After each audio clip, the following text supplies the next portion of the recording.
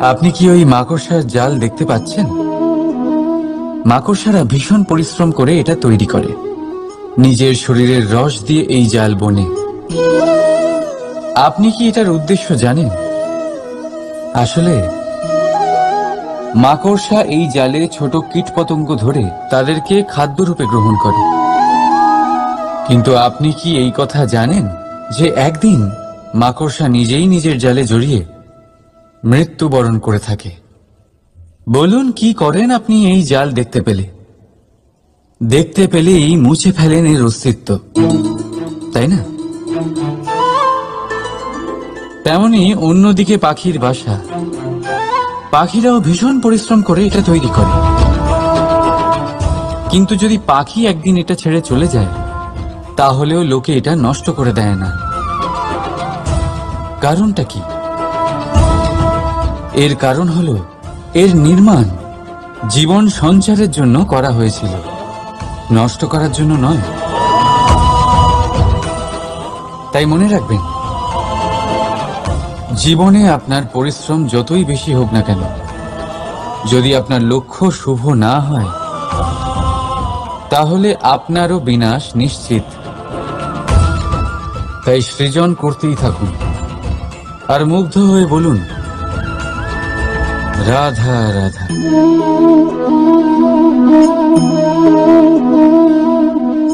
আপনার কি মনে হয় আমি কি করছি? আপনি বলবেন আমি প্রদীপ জ্বালাচ্ছি। সঠিক। কিন্তু প্রশ্ন হচ্ছে যে আমি কি আপনাকে বলেছি যে একে প্রদীপ বলা হয়? না। এই প্রদীপ কি নিজেই নিজের পরিচয় আপনাকে দিয়েছে? না। তাহলে আপনি কি করে জানলেন যে একে প্রদীপ বলা হয়? উত্তর হচ্ছে প্রকাশ। যে স্বয়ং জ্বলে অন্ধকারের মধ্যে সংসারকে পথ দেখায়, সেটাই প্রদীপ। যা নিরাশার মাঝে আশার আলো প্রদর্শন করে, সেটাই প্রদীপ। অপর দিকে আছে সাপ, যাকে না দেখেও তার ফনার আওয়াজ শুনেই লোকে ভয় পেয়ে যায়। তার মানে ব্যক্তির পরিচয় তার কর্মের দ্বারা পাওয়া যায়। তাই আপনার এটা বলার প্রয়োজন নেই যে আপনার পরিচয় কি। এটা আপনার কর্মই নিশ্চিত করবে যে লোকে আপনাকে প্রদীপ ভেবে ভালোবাসবে নাকি সাপ ভেবে ভীত হয়ে থাকবে। রাধা রাধা। সময় কত বিচিত্র হয়। সময় আমাদের পক্ষে থাকলে আমরা নিজেদের রাজা মনে করে নিই, আর সেই সময় যদি বিপক্ষে চলে যায়, তাহলে নিঃস্ব হতে সময় লাগে না। তাই মানুষের একটা অভ্যেস আছে, খারাপ সময়ের জন্য কিছু সঞ্চয় করা। আত্মীয়, বন্ধু খারাপ সময় পাশ থেকে সরে যায়। যশ, মান প্রতিকূল সময় চিরস্থায়ী হয় না। তাই মানুষ মনে করে অর্থ সঞ্চয় করাই শ্রেয়। অর্থের কোনো হৃদয় নেই যা সময়ের সাথে পরিবর্তিত হবে। সংসার বলে সর্বদা অর্থ সঞ্চয় করতে থাকুন। খারাপ সময় অবশ্যই কাজে লাগবে, কিন্তু আমি বলবো শুভ কর্ম করতে থাকুন, আনন্দে থাকুন, নিজের ওপর আর ঈশ্বরের ওপরে বিশ্বাস রাখুন। খারাপ সময় কখনো আসবেই না। রাধা রাধা। প্রকৃতি মানুষকে এক বিশেষ শক্তি দিয়েছে, অন্য জীবের থেকে বেশি শক্তি দিয়েছে। স্মরণ শক্তি। এই শক্তি মানুষকে অন্য জীবের থেকে ভিন্ন করে, ইতিহাস রচনা করার প্রেরণা দেয়, জ্ঞানকে বংশানুক্রমে এগিয়েও নিয়ে যায়। আর যারা ভুলে যান, অধিকাংশ সময় তারা উপহাস আর দয়ার পাত্র হয়ে যান। কিন্তু এটাই কি প্রকৃত রূপে সত্য? না। এই স্মরণ শক্তি মানুষের বিকাশে সব থেকে বড় বাধা হয়ে দাঁড়ায়। তার মনকে দূষিত করে দেয়। খারাপ অভিজ্ঞতা, কারোর করা বিশ্বাসঘাতকতা, কারোর কটাক্ষ বেশিরভাগ মানুষই ভুলতে পারেন না, আর তারপর প্রতিশোধ নিতে উদ্যত হন। প্রথমে সময় নষ্ট করেন প্রতিশোধের প্রস্তুতিতে, আর তারপর সময় নষ্ট করেন প্রতিশোধ নেওয়ার সুযোগ খুঁজতে। যদি সন্তুষ্টি পেতে চান, যদি জীবনে আনন্দ পেতে চান, তাহলে স্মরণ শক্তির সদ্ব্যবহার করুন। নিজের স্মরণ শক্তিকে চালনা করুন শুধুমাত্র ভালো কথা আর ভালো স্মৃতির দিকে। জীবনে আনন্দ পাবেন।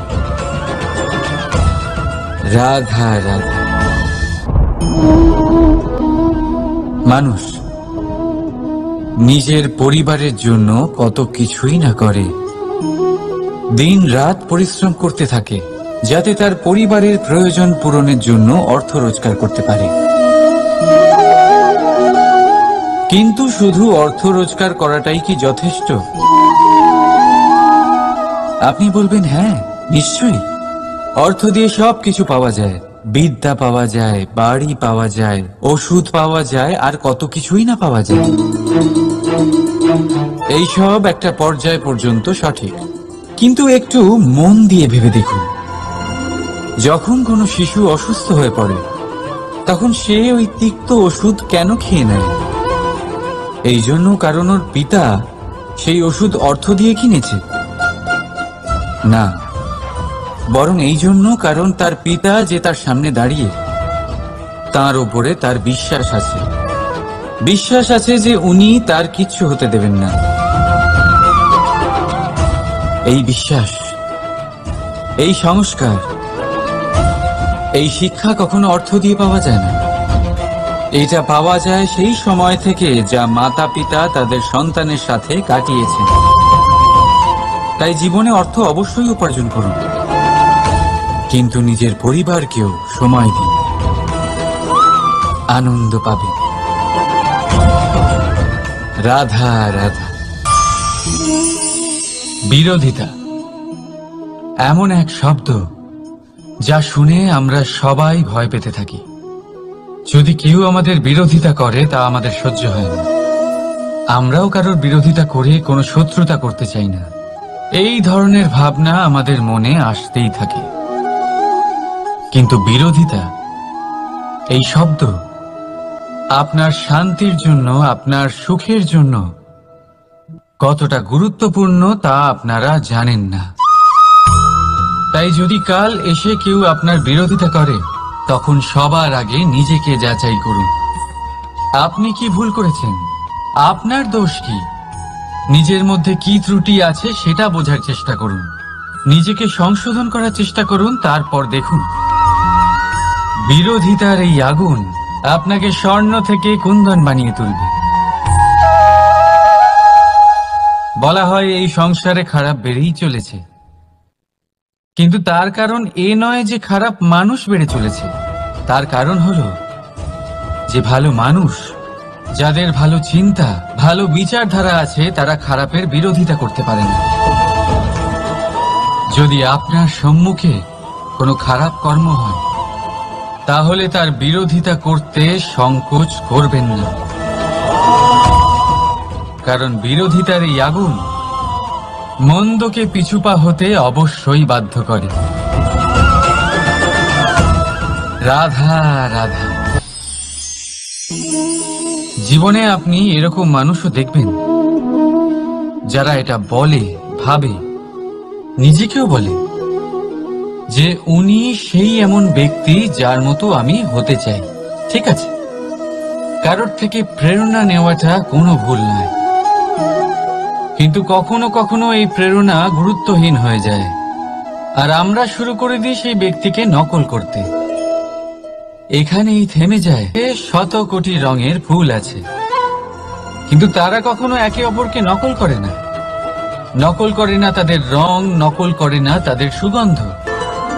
সংসারে শত কোটি রঙের ফুল আছে, কিন্তু তারা কখনো একে অপরকে নকল করে না।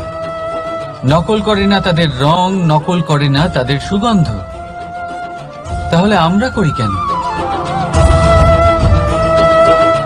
প্রতিটা ব্যক্তির মধ্যে কোনো না কোনো প্রতিভা অবশ্যই থাকে, যা ফুটিয়ে তোলার সঠিক সময়ও আমাদের কাছে থাকে। কিন্তু সেই মানুষ সেই প্রতিভা নির্মাণ করার পরিবর্তে সময় নষ্ট করে অন্য কারোর মতো হওয়ার জন্য, কাউকে নকল করার জন্য। এটা করবেন না। সময়কে ব্যবহার করুন নিজের অস্তিত্ব নির্মাণ করার জন্য।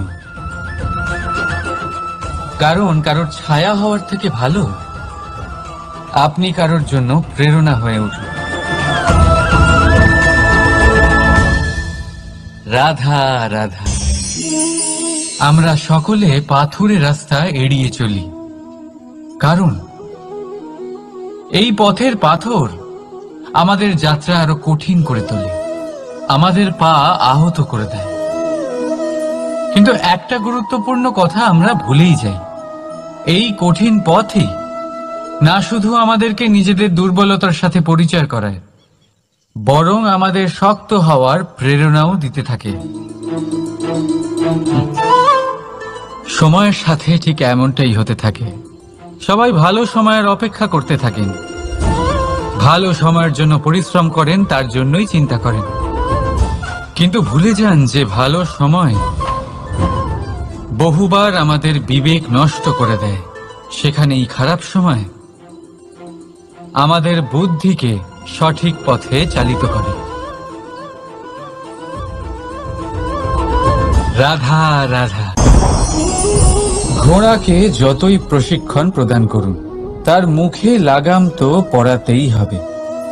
একজন ভালো চালক সেই ঘোড়ার লাগাম মাঝে মাঝে টেনে ধরে, তাকে সঠিক পথে চালিত করতে, যাতে সেই ঘোড়া দিগ্ভ্রান্ত না হয়।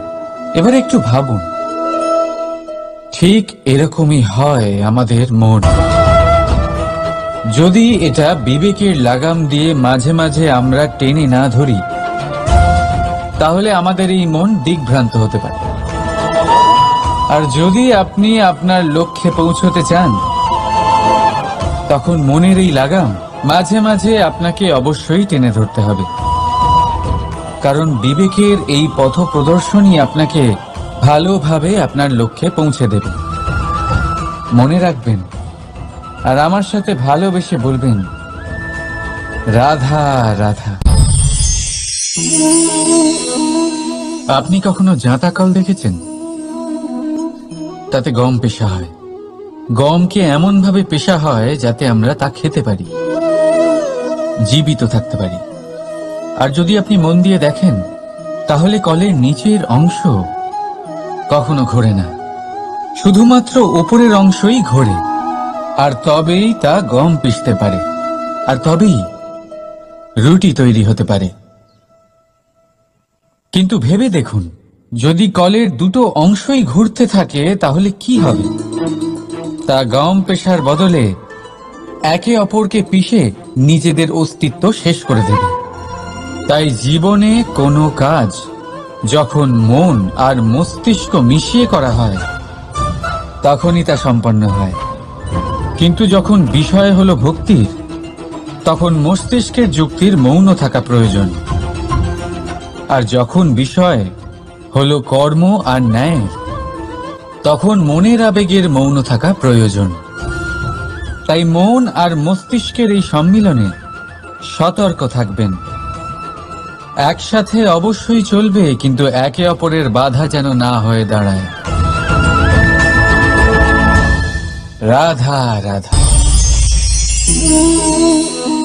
আমি একটা এমন শব্দ যার অনেকগুলি মানে হয়, যার আসল অর্থ হল অহং। যদি আপনি কথা বলেন সৃষ্টির নির্মাণ নিয়ে, তাহলে আমি ব্রহ্মদেব হয়ে সৃষ্টির নির্মাণ করবে। যদি আপনি কথা বলেন প্রলয়ের, তাহলে সেই আমি মহাদেব হয়ে বিনাশ করবে। এই আমি সঙ্গতিপূর্ণ, কিন্তু শুধু ততক্ষণ যতক্ষণ আপনি এটা সবার সাথে ভাগ করছেন। কিন্তু আমরা বহুবার এর মানে বুঝতে পারি না। এই অহংকে সীমিত করে দিই একটা ব্যক্তি অবধি, শুধু নিজে। আর তখনই জেগে ওঠে অহংকার, যাতে প্রাধান্য পায় শুধুমাত্র আমি, আমরা নয়।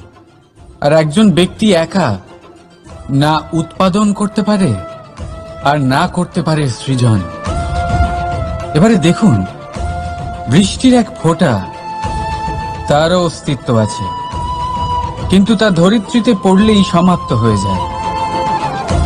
কিন্তু যখন ফোঁটাগুলি একসাথে পড়ে তখন শুরু হয় বর্ষা, আর তখনই তৈরি হয় ধারা।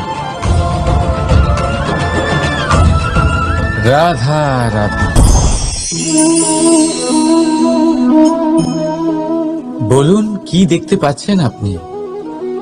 আমার হাতের এই সাদা বস্ত্র, নাকি এতে লেগে থাকা এই কালো দাগ? এবারে সত্যি কথা বলতে কি, আপনার নজর সবার আগে এই কালো দাগের ওপরে গেছে। ঠিক আছে, এমনই তো হয়। ভীষণ কম মানুষ থাকেন যারা ভাবেন কোনো ব্যক্তি ভীষণ পরিশ্রম করে এই বস্ত্র ধুয়েছেন, এটা শুকিয়েছেন। বেশিরভাগ মানুষের নজর যায় এই দাগের উপরে, ভাবেন যে এটা কি করে লাগলো। কিছুটা এরকমই হয় আমাদের ব্যক্তিত্বের সাথে। আমাদের শুভ কর্মের ওপরে আমাদের একটা খারাপ কর্ম ভারী মনে হয়। এবারে ভাবুন, যদি আমি চন্দ্রের কথা বলি, তাহলে তার শীতল আলো দেখার পূর্বে তার কলঙ্ক লক্ষ্য করেন, সেই চাঁদে লেগে থাকা কালো দাগ দেখে নেন। সেই জন্যই বিশেষ করে যারা শুধুমাত্র শুভ চিন্তা করেন আর উপকারী কর্ম যারা করেন, তাদের আমি বলবো সাবধানে থাকবেন। কারণ আপনার একটা খারাপ কর্ম চিরকালের জন্য উদাহরণ হয়ে দাঁড়াবে। রাধা রাধা। সাফল্য। যদি আপনাকে জীবনে সাফল্য পেতে হয়, তাহলে আপনি একাধিক মানুষ পাবেন যারা একাধিক উপায় বলবে আপনাকে সাফল্য পাওয়ার। দীর্ঘ সময় ধরে পরিশ্রম, চেষ্টা, নির্ধারণ, নিষ্ঠা এই বিষয়ে ভাষণ দিতে থাকবেন। একাধিক রকমের উদাহরণ আপনার সামনে তুলে ধরবেন। কিন্তু আমার এটা মনে হয়, আমরা কেন সেই বিষয়ে কথা বলি না যা মানুষকে অসফল করে তোলে? শুধু দুটো ব্যাপার অসফল হওয়া নিশ্চিত করে। শুধু দুই ধরনের মানুষ বেশিরভাগ অসফল হন। প্রথম তারা যারা ভাবে অনেক কিছু কিন্তু কিছুই করে না। আর দ্বিতীয় তারা যারা অনেক কিছু করতে থাকে কিন্তু ভাবনা চিন্তা না করে। ভাবনা আর কর্ম, এদের মাঝে সামঞ্জস্য রাখা খুব জরুরি। যদি এটা থাকে, তাহলে জীবনে কখনো অসফল হবেন না। রাধা রাধা। আপনি অনেককে এই কথা নিশ্চয়ই বলতে শুনেছেন, এই ব্যক্তির দৃষ্টিতে দম্ভ আছে, এই ব্যক্তির চোখের ওপর অহংকারের পর্দা পড়ে আছে, ইত্যাদি ইত্যাদি। চলুন, আমি আপনাকে একটা প্রশ্ন করছি। আপনি দেখেন কি দিয়ে? দৃষ্টি দিয়ে নাকি দৃষ্টিভঙ্গির সাহায্যে? ভাবুন। চিন্তায় পড়ে গেলেন নিশ্চয়ই। দৃষ্টি যে কোনো বস্তুর বা যে কোনো মানুষের শুধু বাইরের রূপটা দেখায়, যেখানে দৃষ্টিভঙ্গি আপনাকে সোজা আসল পরিচয়ের সাথে সাক্ষাৎ করায়। উদাহরণ হিসেবে চন্দ্র। চন্দ্র আমরা সবাই দেখেছি। বহু মানুষ আছেন যাদের চন্দ্র অত্যন্ত সুন্দর লাগে। আবার কিছু মানুষ এমনও আছেন যারা এই চন্দ্রের মধ্যেই দাগ খুঁজে বার করেন। এই হলো দৃষ্টিভঙ্গি। যদি নিজের দৃষ্টিভঙ্গিতে প্রেম রাখেন, ভালোবাসা রাখেন, সম্ভ্রম রাখেন, তাহলে তার বদলে আপনিও প্রেম আর সম্মান অবশ্যই পাবেন। এবারে দেখুন, যে জল দিয়ে ঈশ্বরের মূর্তি ধোয়া হয় তাকে চরণামৃত বলা হয়। এটার কারণ দৃষ্টিভঙ্গি। এখন আপনি পাথরকে ভগবান ভেবে পুজো করবেন, নাকি ভগবানকে পাথর ভেবে পরিত্যাগ করবেন? সিদ্ধান্ত আপনার, কিন্তু এই সিদ্ধান্ত নির্ভর করে আপনার দৃষ্টিভঙ্গির ওপর। তাই নিজের দৃষ্টিভঙ্গি শুভ রাখুন, নিজের দৃষ্টিভঙ্গিতে ভালোবাসা রাখুন, আর আনন্দে বলুন রাধা রাধা। আপনি কি ওই মাকড়সার জাল দেখতে পাচ্ছেন? মাকড়সারা ভীষণ পরিশ্রম করে এটা তৈরি করে।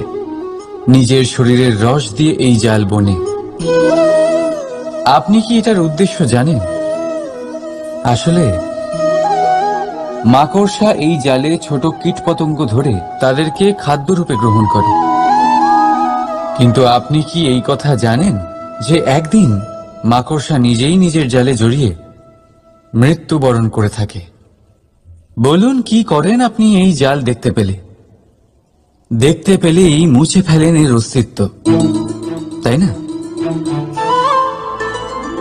তেমনি অন্যদিকে পাখির বাসা।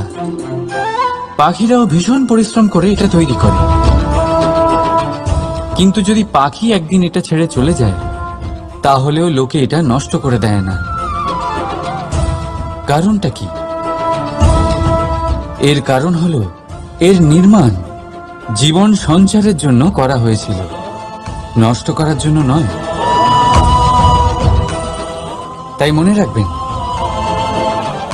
জীবনে আপনার পরিশ্রম যতই বেশি হোক না কেন, যদি আপনার লক্ষ্য শুভ না হয়, তাহলে আপনারও বিনাশ নিশ্চিত।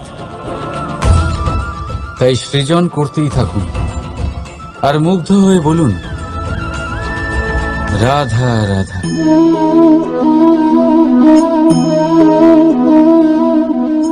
আপনার কি মনে হয় আমি কি করছি? আপনি বলবেন আমি প্রদীপ জ্বালাচ্ছি।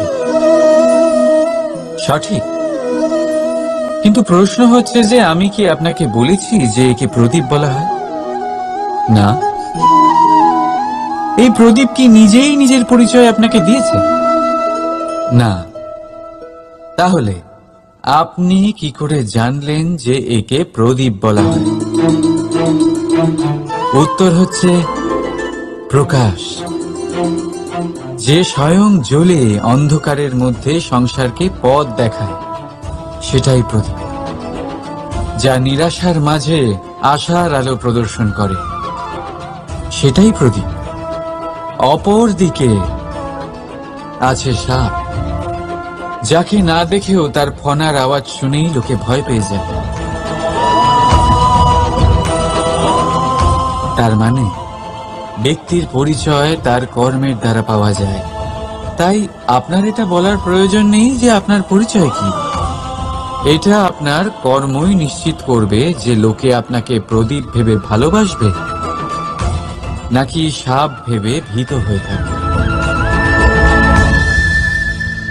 রাধা রাধা। সময় কত বিচিত্র হয়।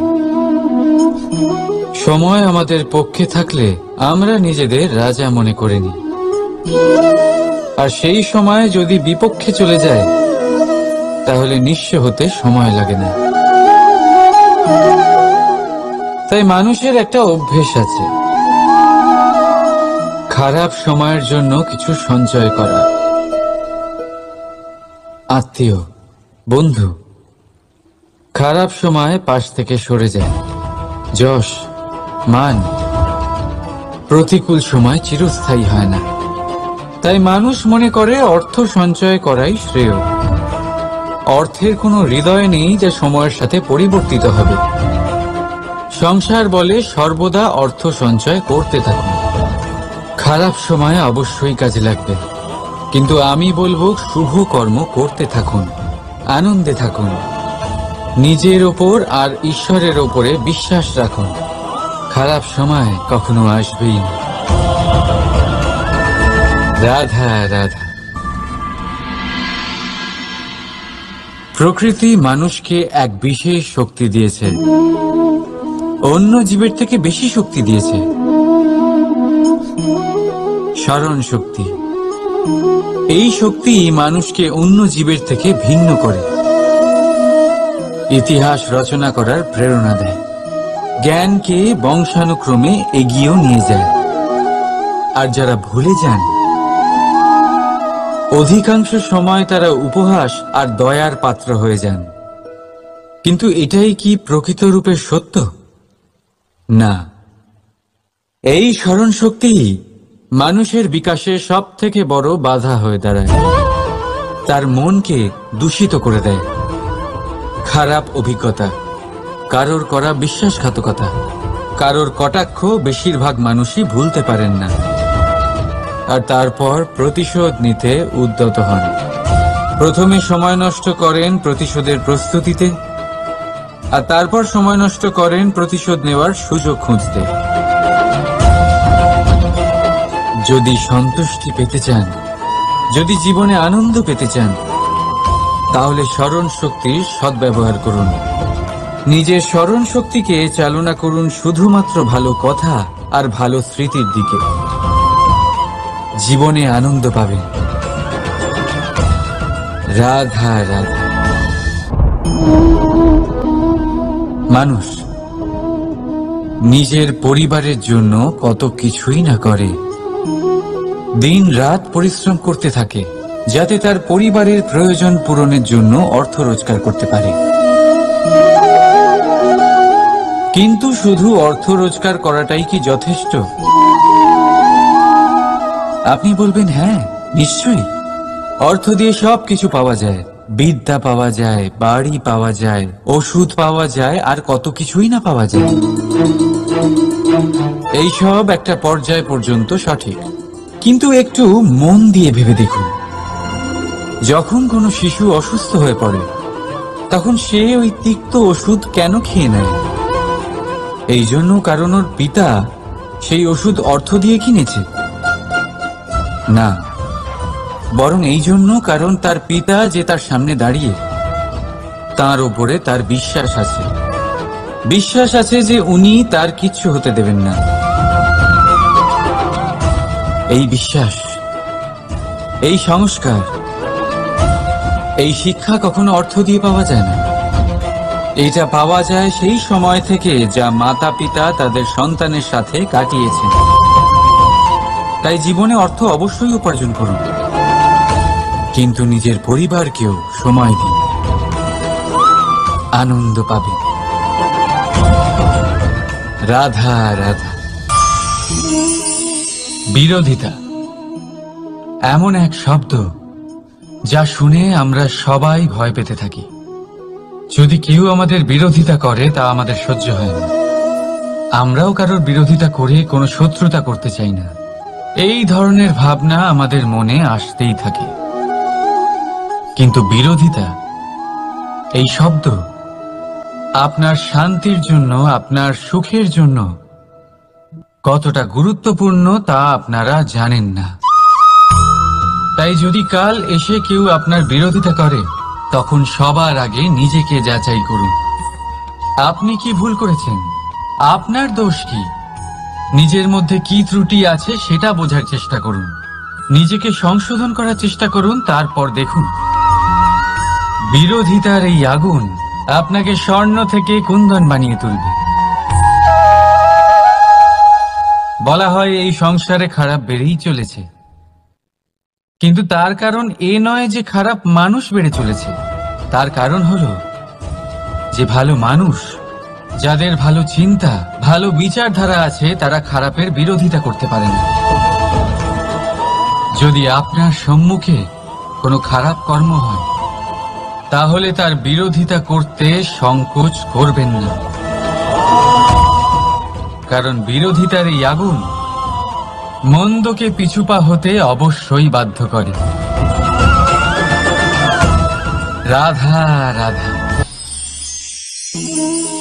জীবনে আপনি এরকম মানুষও দেখবেন যারা এটা বলে, ভাবে, নিজেকেও বলে যে উনি সেই এমন ব্যক্তি যার মতো আমি হতে চাই।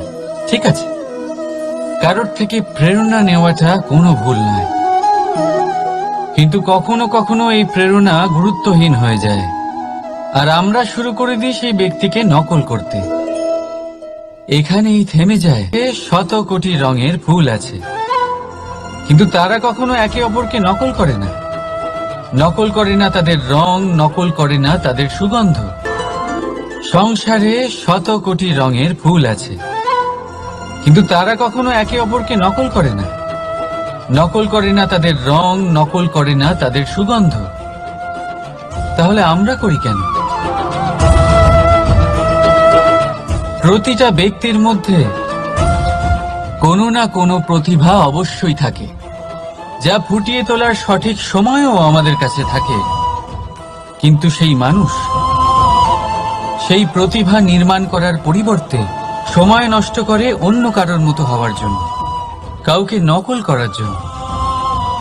এটা করবেন না। সময়কে ব্যবহার করুন নিজের অস্তিত্ব নির্মাণ করার জন্য,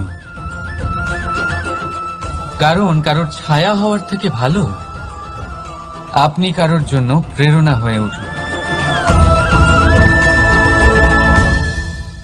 রাধা রাধা।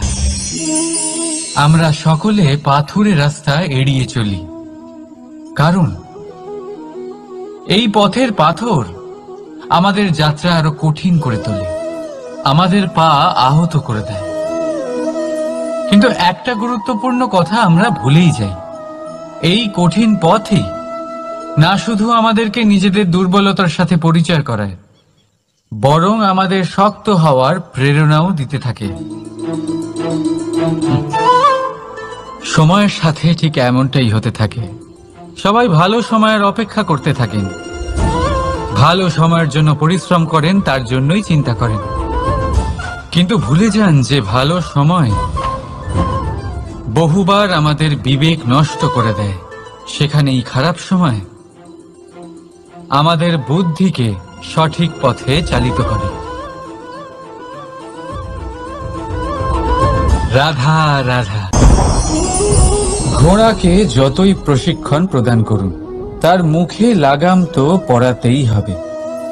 একজন ভালো চালক সেই ঘোড়ার লাগাম মাঝে মাঝে টেনে ধরে, তাকে সঠিক পথে চালিত করতে, যাতে সেই ঘোড়া দিগ্ভ্রান্ত না হয়। এবার একটু ভাবুন, ঠিক এরকমই হয় আমাদের মন। যদি এটা বিবেকের লাগাম দিয়ে মাঝে মাঝে আমরা টেনে না ধরি, তাহলে আমাদের এই মন দিগ্ভ্রান্ত হতে পারে। আর যদি আপনি আপনার লক্ষ্যে পৌঁছতে চান, তখন মনের এই লাগাম মাঝে মাঝে আপনাকে অবশ্যই টেনে ধরতে হবে, কারণ বিবেকের এই পথ প্রদর্শনই আপনাকে ভালোভাবে আপনার লক্ষ্যে পৌঁছে দেবে। মনে রাখবেন আর আমার সাথে ভালোবেসে বলবেন, রাধা রাধা। আপনি কখনো জাঁতা কল দেখেছেন? তাতে গম পেষা হয়। গমকে এমন ভাবে পেষা হয় যাতে আমরা তা খেতে পারি, জীবিত থাকতে পারি। আর যদি আপনি মন দিয়ে দেখেন, তাহলে কলের নিচের অংশ কখনো ঘোরে না, শুধুমাত্র উপরের অংশই ঘোরে। আর তবেই তা গম পিষতে পারে, আর তবেই রুটি তৈরি হতে পারে। কিন্তু ভেবে দেখুন, যদি কলের দুটো অংশই ঘুরতে থাকে তাহলে কি হবে? তা গম পেশার বদলে একে অপরকে পিষে নিজেদের অস্তিত্ব শেষ করে দেবে। তাই জীবনে কোনো কাজ যখন মন আর মস্তিষ্ক মিশিয়ে করা হয়, তখনই তা সম্পন্ন হয়। কিন্তু যখন বিষয় হলো ভক্তির, তখন মস্তিষ্কের যুক্তির মৌন থাকা প্রয়োজন।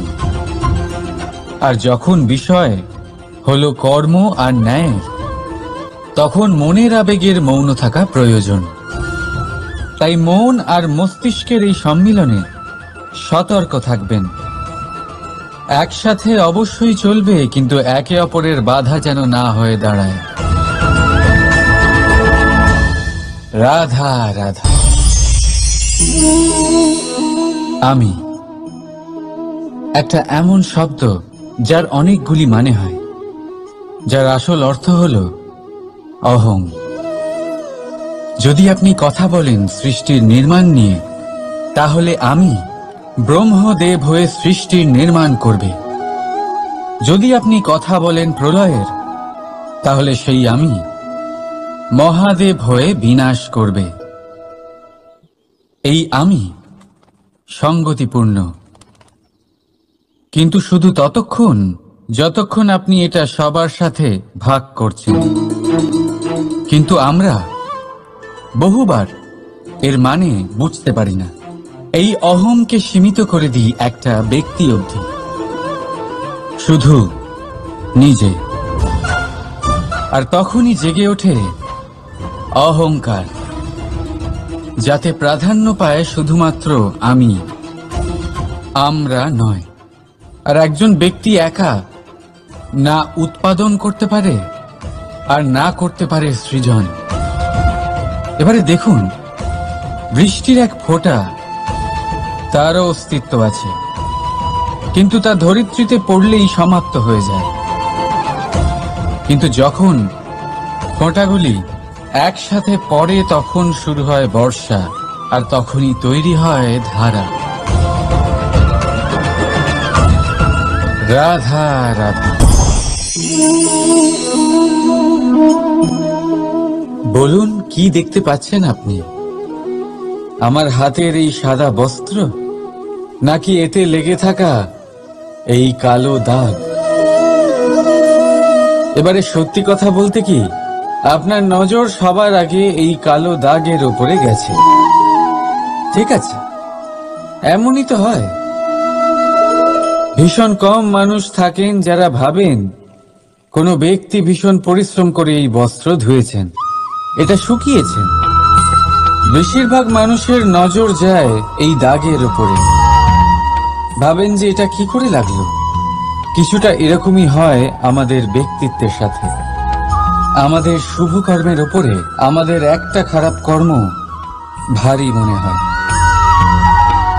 এবারে ভাবুন, যদি আমি চন্দ্রের কথা বলি, তাহলে তার শীতল আলো দেখার পূর্বে তার কলঙ্ক লক্ষ্য করেন, সেই চাঁদে লেগে থাকা কালো দাগ দেখে নেন।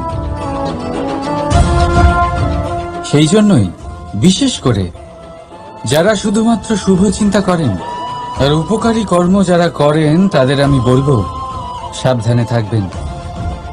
কারণ আপনার একটা খারাপ কর্ম চিরকালের জন্য উদাহরণ হয়ে দাঁড়াবে।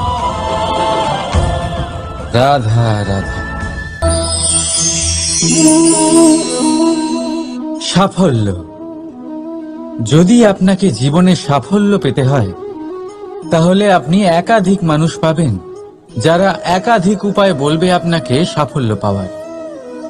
দীর্ঘ সময় ধরে পরিশ্রম, চেষ্টা, নির্ধারণ, নিষ্ঠা এই বিষয়ে ভাষণ দিতে থাকবেন। একাধিক রকমের উদাহরণ আপনার সামনে তুলে ধরবেন। কিন্তু আমার এটা মনে হয়, আমরা কেন সেই বিষয়ে কথা বলি না যা মানুষকে অসফল করে তোলে? শুধু দুটো ব্যাপার অসফল হওয়া নিশ্চিত করে। শুধু দুই ধরনের মানুষ বেশিরভাগ অসফল হন। প্রথম তারা যারা ভাবে অনেক কিছু কিন্তু কিছুই করে না। আর দ্বিতীয় তারা যারা অনেক কিছু করতে থাকে কিন্তু ভাবনা চিন্তা না করে। ভাবনা আর কর্ম, এদের মাঝে সামঞ্জস্য রাখা খুব জরুরি। যদি এটা থাকে, তাহলে জীবনে কখনো অসফল হবেন না। রাধা রাধা।